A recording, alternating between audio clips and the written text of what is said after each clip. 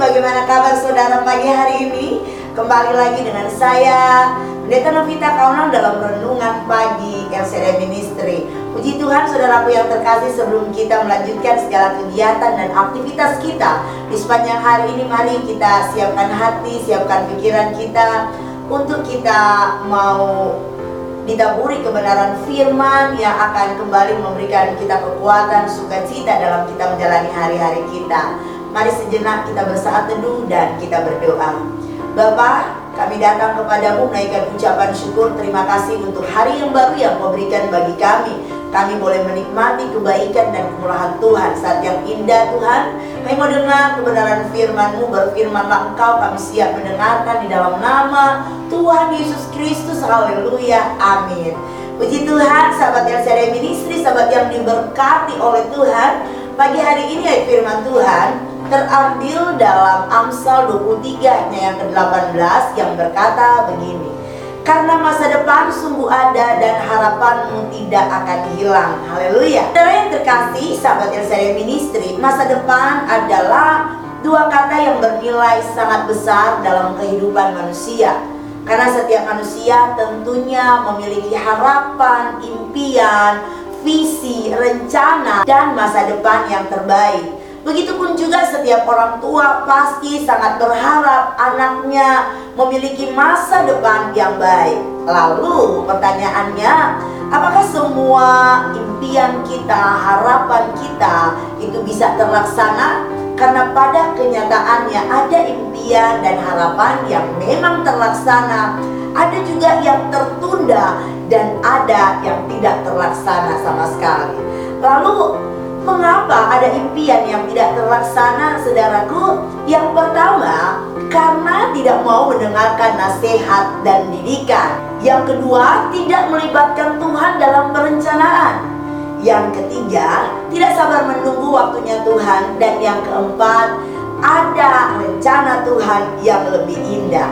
Mengapa sih kita harus mendengarkan nasihat dan didikan? Banyak dari antara kita yang tidak mau mendengarkan nasihat, sehingga mengalami kegagalan dalam mencapai impian dan rencananya.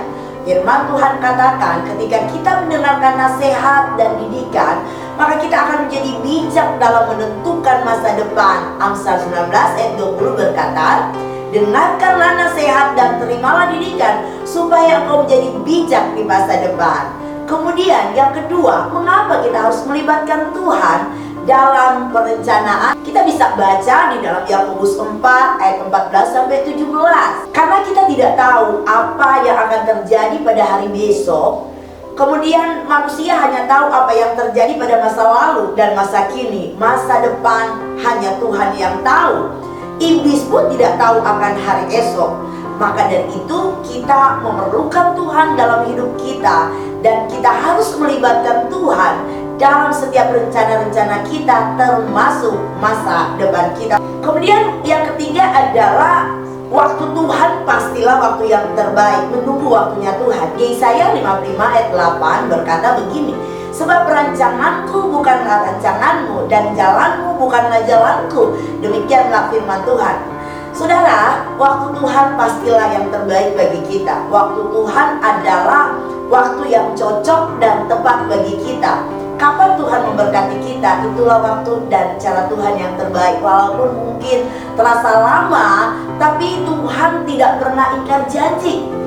Tuhan selalu merancangkan yang terbaik bagi anak-anaknya. Maka kita harus percaya kepada Tuhan. Kemudian yang keempat, sebab aku ini mengetahui rancangan-rancangan apa yang ada padaku mengenai kamu. Demikianlah firman Tuhan, yaitu rancangan damai sejahtera dan bukan rancangan kecelakaan, untuk memberikan kepada kita hari depan yang penuh harapan. Yeremia 29 ayat 11. Saudara, jalan Tuhan tidak dapat kita selami, namun Tuhan selalu memiliki rencana yang indah bagi setiap kita. Dan percayalah, Dia tahu apa yang terbaik bagi kita. Dan hanya Tuhan yang tahu rancangannya. Dia tidak pernah membocorkan kepada siapapun, apalagi kepada musuh-musuhnya. Maka kita harus percaya bahwa rancangannya adalah rancangan masa depan yang sangat baik bagi kita. Kemudian bagaimana agar impian kita menjadi kenyataan? Tentunya segala sesuatu itu tidak ada yang instan. Maka apa yang harus kita lakukan? Yang pertama, untuk mencapai impian kita sebagai anak-anak Tuhan, kita harus berdoa. Matius 6 ayat 6 berkata, karena dengan berdoa kita bisa curhat dengan Tuhan tentang masa depan yang kita inginkan, cita-cita yang kita inginkan, impian kita, rencana-rencana kita. Dan jawaban Tuhan itu bisa iya, bisa juga tidak, bisa juga menunggu. Tapi jangan khawatir, karena Tuhan tahu yang terbaik untuk kita. Ia akan jawab setiap doa kita sesuai dengan kebutuhan kita. Sekali lagi, Dia tahu yang terbaik kepada kita. Kemudian yang kedua, kita harus percaya.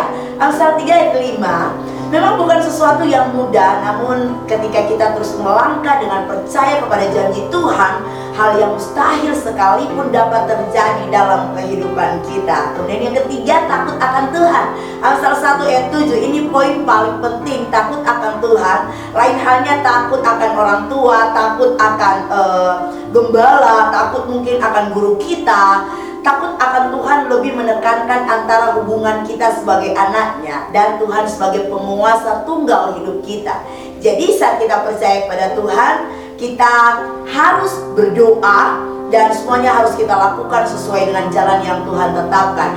Jangan lari ke kanan dan ke kiri, tetapi kita tetap memandang ke depan, karena Tuhan sudah menyediakan yang terbaik bagi kita. Kemudian yang keempat, kita harus bersedia dibentuk oleh Tuhan. Yeremia 18 ayat 4. Apa yang dihasilkan melalui proses akan menghasilkan sesuatu yang sudah pasti teruji. Sebaliknya, sesuatu yang instan tidak akan bisa bertahan lama. Maka kita harus mau dibentuk agar kita memiliki kualitas yang teruji. Karena saudara, Tuhan tidak mau kita menjadi yang biasa-biasa saja. Tuhan mau kita menjadi anak-anaknya yang tangguh, yang kuat untuk menghadapi kerasnya hidup. Dan Dia ingin kita menjadi berkat di tengah-tengah dunia ini. Kemudian yang kelima, jangan menunda-nunda waktu. Yeremia 18 ayat 2. Saudara, kegagalan seringkali terjadi karena disebabkan kita sering menunda-nunda waktu. Kita malas dan kita terlalu banyak pertimbangan, sehingga harusnya kita melakukan ini, kita jadi menunda-nunda waktu. Saudara, Tuhan mau kita bergerak dan ayo berjalan dalam tuntunan Tuhan. Bekerja dan berdoa. Ya, pekerjaan masa depan itu tidak akan datang pada orang yang suka menunda-nunda waktu. Maka apa yang bisa dikerjakan hari ini, mari kerjakan.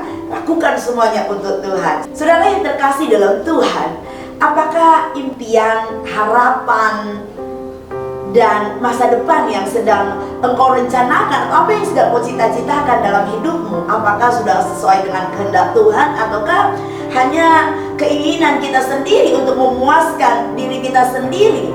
Atau apakah ketika kita memiliki cita-cita, memiliki harapan, memiliki impian, kita sudah melibatkan Tuhan? Kita sudah melibatkan Tuhan dalam meraih apa yang kita impikan?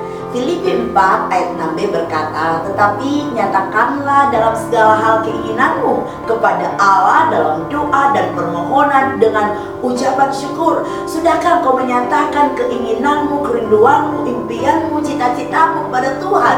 Dan sudahkah kau bersyukur dengan apa yang Tuhan berikan kepadamu? Mari, jika belum, saudara yang terkasih, sahabat LCD Ministry, mari kita kembali datang kepada Tuhan, menyatakan segala rencana kita, keinginan kita kepada Tuhan. Mari lakukan kehendaknya, mari libatkan Tuhan, percayakan hidup kita kepadanya.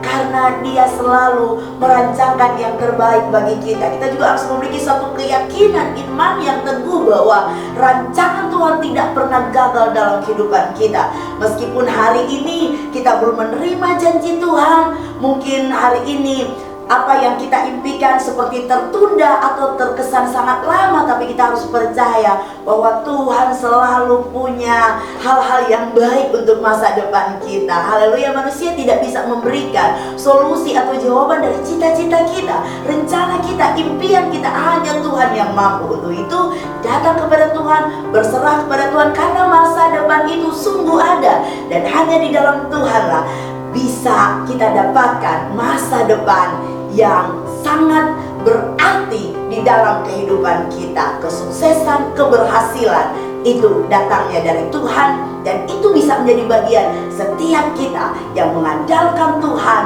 yang percaya kepada Tuhan, dan yang melibatkan Tuhan dalam setiap impian-impian kita. Haleluya. Saya percaya kita semua pasti akan melibatkan Tuhan sehingga kita boleh mendapatkan apa yang kita impikan selama ini. Amin. Tuhan berkati. Kita berdoa.